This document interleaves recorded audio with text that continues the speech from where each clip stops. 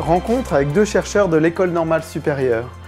Hélène Morlon est biologiste, elle reçoit la médaille de bronze du CNRS en 2015 et le prix Irène Joliot-Curie en 2017. Amaury Lambert est mathématicien. Il anime l'équipe SMILE au sein du Centre interdisciplinaire de recherche en biologie du Collège de France.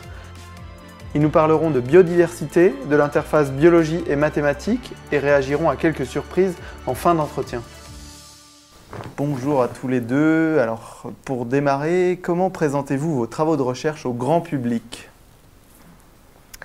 Alors moi, je leur parle de ce qu'ils peuvent voir autour d'eux. Donc par exemple, ce qu'on appelle nous le gradient latitudinal de biodiversité, le fait qu'il y ait plus d'espèces dans les tropiques, ou le fait qu'il y ait plus d'espèces dans certains groupes d'organismes comme les rongeurs par rapport aux primates. Donc des choses que les gens connaissent. Et à partir de là, je peux leur expliquer ce que j'essaye de comprendre, enfin comment je fais pour essayer de comprendre ces différences que les gens connaissent et observent au quotidien. Et vous, Amaury, comment vous définiriez vos travaux de recherche pour le grand public ? Si tu veux, quand tu as plusieurs hypothèses qui sont en compétition pour pouvoir expliquer ce qui s'est passé, par exemple la disparition des dinosaures, est-ce que ce sont des raisons environnementales comme l'apparition ou la tombée d'une météorite? Est-ce que c'est la compétition avec d'autres espèces? Est-ce que c'est simplement le hasard? Eh bien, pour pouvoir discuter de quelle est l'hypothèse la plus probable, il faut pouvoir mettre ça en équation. Et notamment, il faut pouvoir donc modéliser les processus d'extinction, par exemple, ici, et mesurer donc la probabilité de chacun de ces événements. Et moi, ce que je fais, c'est d'élaborer les modèles qui permettent de mesurer ces probabilités. Et ensuite, je travaille avec des biologistes, des statisticiens, des bioinformaticiens qui se servent de ces modèles et de ces méthodes pour inférer le passé qui est le plus probable. Qu'est-ce que vous dites en fait quand vous croisez des gens et qui vous demandent ce que vous faites ? Moi, je leur dis que je travaille sur l'évolution de la biodiversité, donc forcément, ça leur paraît assez large et à partir de là, ils me posent des questions, sur la biodiversité. Donc, je leur dis que c'est sur des grosses échelles de temps, de l'ordre de millions d'années. Donc ça aide pas forcément à le rendre plus concret. Mais après, si je parle effectivement de comprendre comment les changements environnementaux du passé ont influencé les taux de spéciation, d'extinction des espèces, ils quand même commencent à comprendre. Pour ma part, disons que si je parle à des convives dans un dîner de ce qui m'intéresse en mathématiques, la plupart du temps, mon voisin ou ma voisine tourne la tête et ne me reparle plus du dîner. Donc ce que je préfère faire, c'est plutôt parler de comprendre et de quantifier la crise de biodiversité actuelle et notamment de savoir quel est le statut du risque d'extinction des espèces qu'on ne connaît pas très bien. Quand on observe une espèce, on sait qu'elle est vivante, mais quand on ne l'observe pas, ça ne veut pas dire qu'elle est forcément éteinte.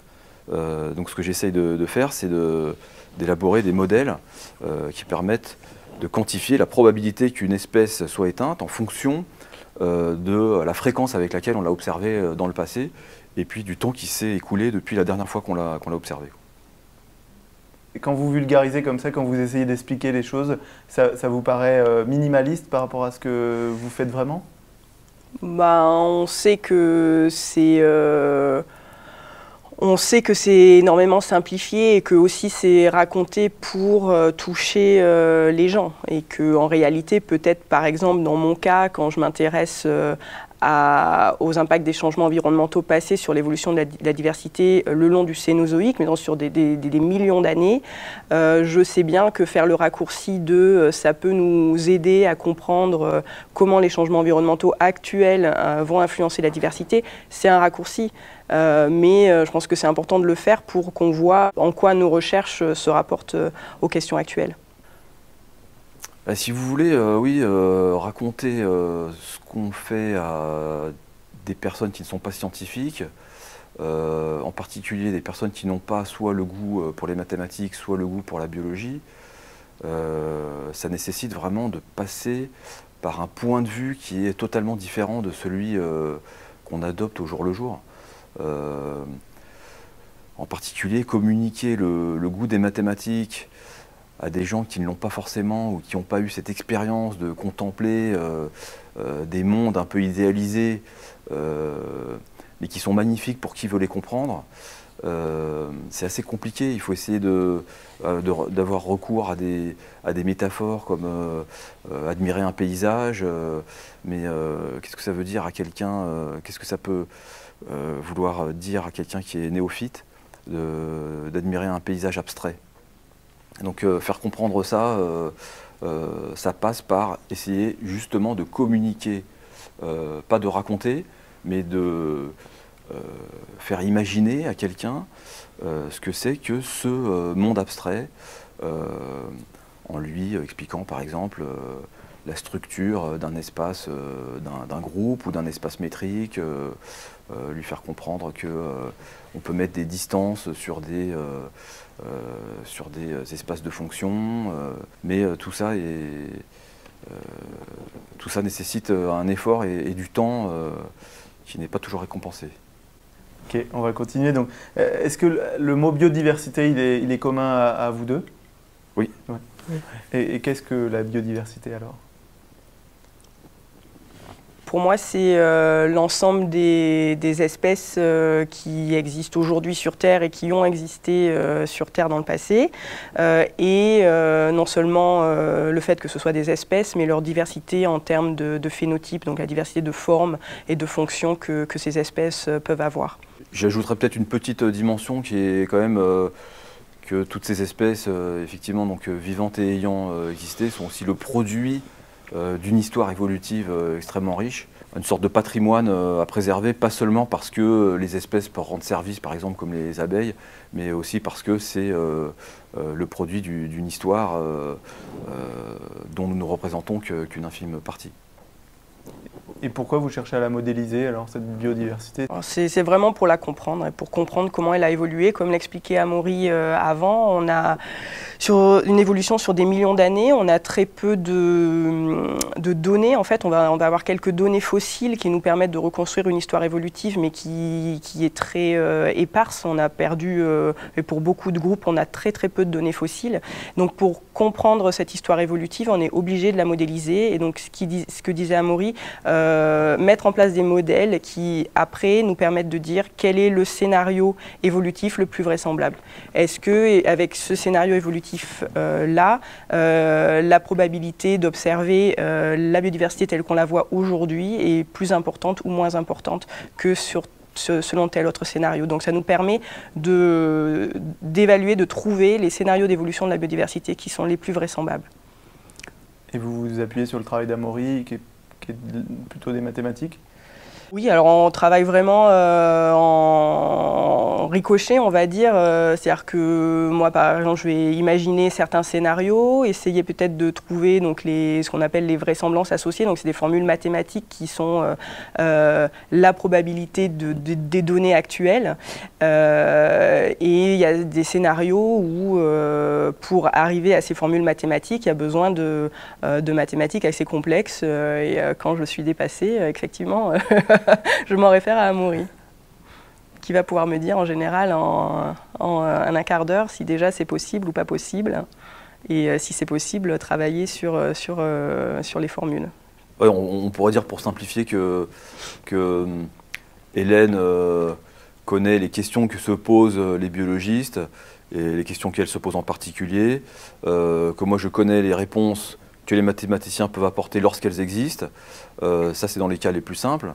Et en règle générale, plutôt, ce qu'on fait, c'est qu'on réfléchit ensemble, d'une part, aux questions biologiques que nous nous posons et qui pourraient, disons, inspirer de nouveaux résultats mathématiques, parce que parfois, ça se passe aussi dans ce sens-là, c'est-à-dire que des objets, des phénomènes biologiques qui n'ont jamais été modélisés, voire, disons, dont les propriétés mathématiques n'ont jamais été étudiées, peuvent inspirer de nouveaux problèmes mathématiques, première chose. Et en retour, à partir de travaux mathématiques qui peuvent intéresser des gens qui sont complètement, disons, agnostiques à la biologie, à partir de ces nouveaux résultats, répondre aux questions des biologistes.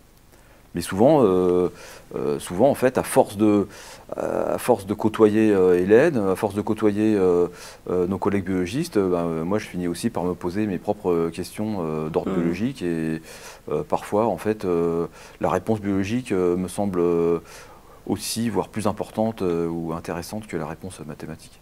Alors, à quel moment se sont rencontrés les mathématiques et la biologie? Ça fait combien d'années que ça... Parce qu'on a l'impression que les biologistes ont peut-être toujours eu besoin quand même de mathématiques, mais là, ce dont on parle, cette interdisciplinarité dont on parle là, un petit peu évolué, on va dire. Enfin, à quel moment elle est apparue et est-ce que c'est récent? Est-ce que ça s'est toujours fait?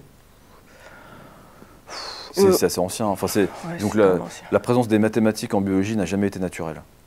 Elle est apparue à certains moments. Une des premières apparitions, c'est la notion d'épidémie, donc calculer, disons, ou prédire la croissance de la taille d'une épidémie en fonction du temps. Ça a été fait par un des frères Bernoulli au XVIIIe siècle. Ensuite, il y a eu prédire la croissance d'une population. Et puis, ensuite, il y a eu, avec Darwin et ensuite la génétique des populations, il y a eu une explosion des besoins des mathématiques, en particulier parce que lorsqu'on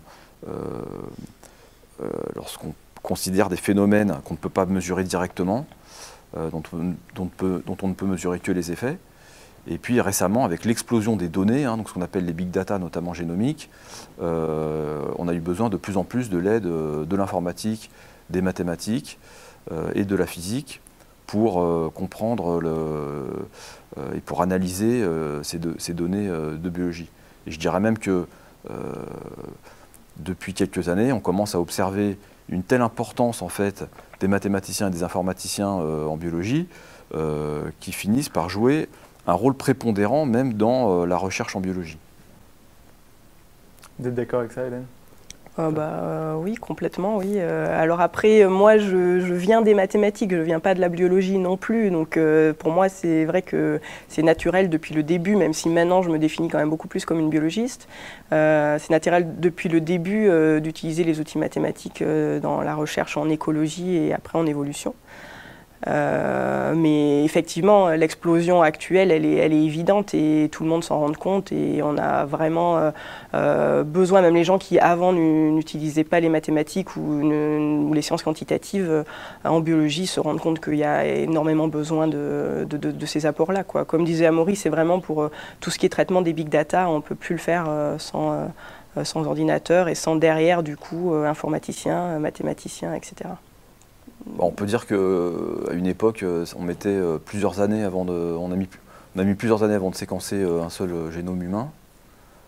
Aujourd'hui, des espèces dont on possède le génome complet sont par centaines. Et on arrive à une ère où on va pouvoir disposer très rapidement du génome de plusieurs individus d'une même espèce.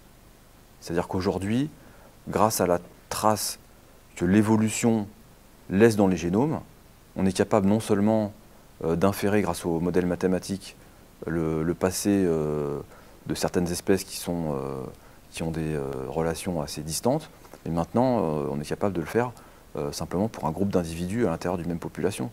Et ça c'est dû au fait qu'on ait à disposition donc, des génomes de plusieurs individus, génomes complets de plusieurs individus dans une même espèce. Oui, et puis là on a parlé de génome, mais il y a quelque chose dont on aime bien parler à l'École normale supérieure, c'est l'expédition Tara, puisque il y a des gens qui travaillent notamment à l'IBENS qui ont été très moteurs dans ce projet. Ce sont des types d'expéditions qui génèrent des masses de données. C'est des données de séquençage dans l'océan, séquençage environnemental, donc c'est pas des génomes, mais c'est des bouts, des fragments d'ADN qui permettent de décrire la diversité de l'océan, une diversité qui est encore inconnue, et puis après, une fois qu'on a la description, de la comprendre. La limitation maintenant, c'est vraiment non pas la production de ces données. La production de ces données, en fait, elle arrive tout le temps, mais c'est le traitement de ces données qui, elle, devient problématique. C'est plus la limitation, c'est le traitement et non plus l'obtention de ces données génétiques, génomiques. Ok, alors on a beaucoup parlé de votre travail en commun et justement en quoi l'ENS est un terreau fertile pour cette interdisciplinarité et ce travail en commun. Ah, on est obligé de faire une petite pub ENS là? Ça te pose un problème? Non mais bon, enfin, je vais vous dire, après vous en prenez ce que vous voulez, mais l'université est par nature interdisciplinaire, que ce soit l'ENS, le Collège de France, on n'a pas besoin de travailler à l'intérieur de l'ENS pour faire des recherches interdisciplinaires. On n'a pas besoin. Après, moi, je dois dire qu'il y a quand même une formation des étudiants à l'ENS qui, dès leur entrée, est spécifique, qui n'est quand même pas celle que peuvent avoir peut-être les étudiants à l'université, où ils ont quand même un choix et la possibilité d'aller prendre des cours dans des disciplines complètement différentes, qui fait que moi, en tout cas, là où j'ai un terreau fertile à l'ENS, c'est des étudiants qui arrivent avec à la fois la formation et l'envie de l'interdisciplinarité. Ah oui, non mais ça, je suis dis pas 100% d'accord. Ouais. Je pense pas que le caractère interdisciplinaire de la recherche soit spécifique à l'ENS du tout. Mais les étudiants, en revanche, c'est une richesse très rare ailleurs. Des étudiants qui non seulement sont très forts, mais en plus sont très curieux. Moi, ça fait 15 ans que j'enseigne les maths aux biologistes de l'ENS. Et c'est un plaisir renouvelé chaque année.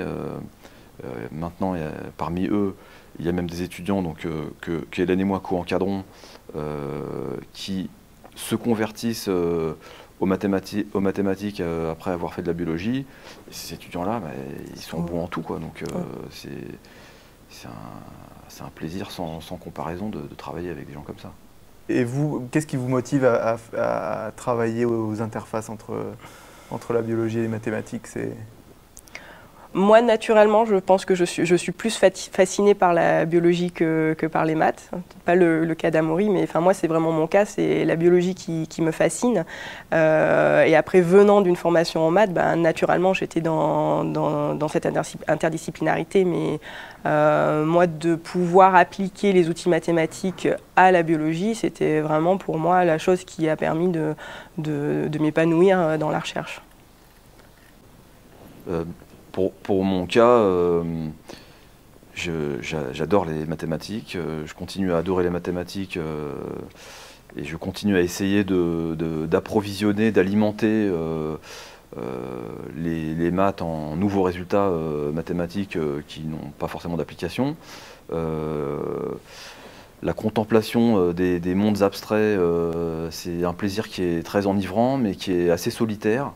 On parlait tout à l'heure de le communiquer à des tiers, c'est pas forcément évident. Et finalement, il y a un moment donné où on se demande si ce plaisir solitaire n'est pas un peu stérile, quoi. Et, être à cheval ou à moitié, avoir un pied dans les applications, ça permet aussi de se rendre utile, un peu entre guillemets. Et puis de voir le pouvoir des mathématiques sur le monde en direct. Et ça, c'est un autre plaisir qui est moins solitaire et qui est plus fécond. Hélène, est-ce que vous aviez imaginé de faire de la biologie quand vous avez démarré les maths? On m'avait dit que je pourrais toujours revenir vers la biologie si je faisais des maths. Au moment où j'ai choisi de faire des maths et pas de la biologie dans mes études supérieures. Mais après, c'est-à-dire que on dit que c'est, mais les barrières, les chemins, moi, pour revenir à la biologie, n'ont pas été évidents en fait. Et c'est un peu par chance finalement. C'est un cours en application des maths en biologie d'Agreg, où j'ai eu un cours sur l'application des maths en écologie. Et des noms.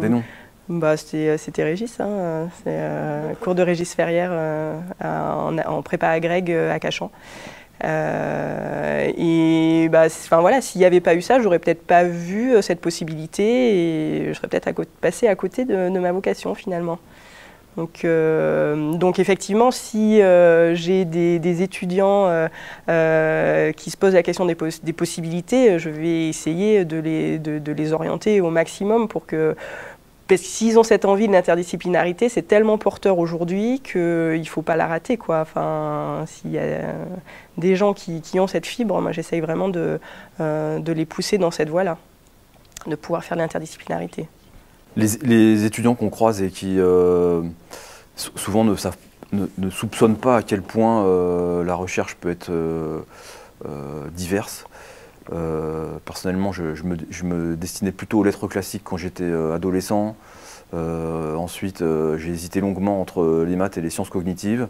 Et puis, effectivement, après, j'ai eu la chance de connaître des personnes qui m'ont fait prendre goût, comme toi, à l'interface maths et, disons, évolution, écologie.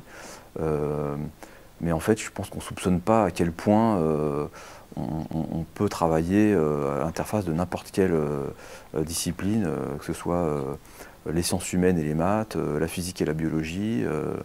Et souvent, en fait, oui, les étudiants, ils ne soupçonnent pas ça. Donc il faut leur expliquer qu'ils ne sont pas, comment dire, je trouve pas le mot doomed.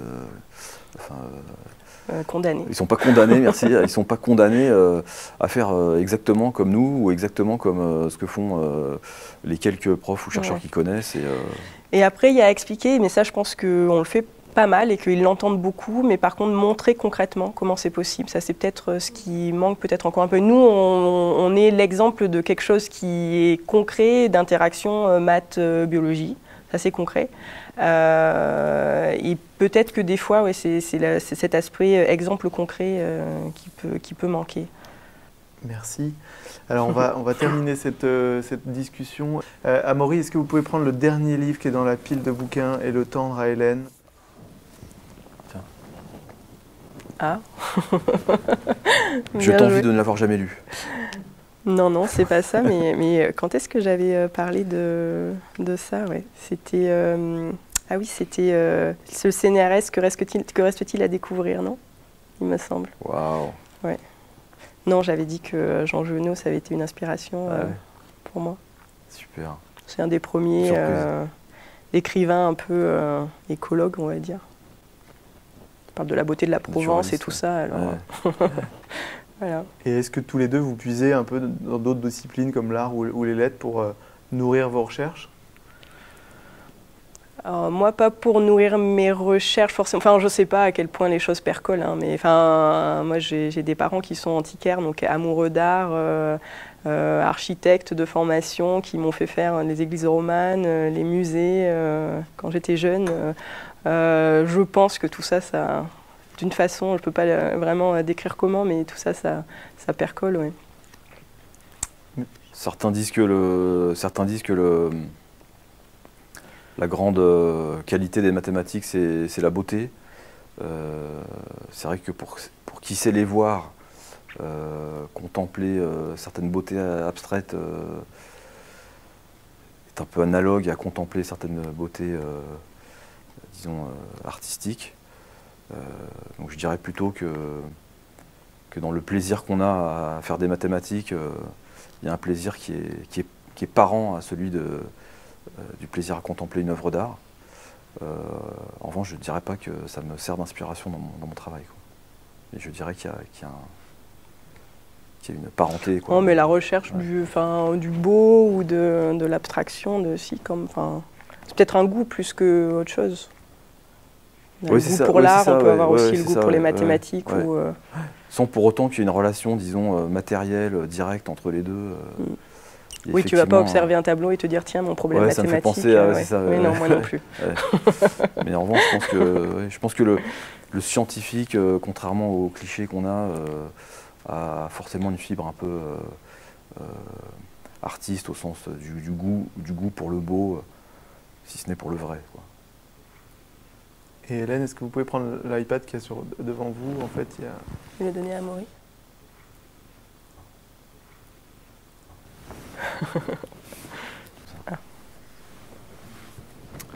Ah, vous êtes allé fouiller sur mon compte Twitter. Ouais, ça c'est une photo qui représente la grande allée du Jardin des Plantes, où un matin je me rendais à l'école normale pour y donner un cours de mathématiques.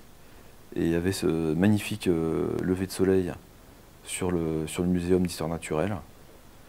Et je me disais,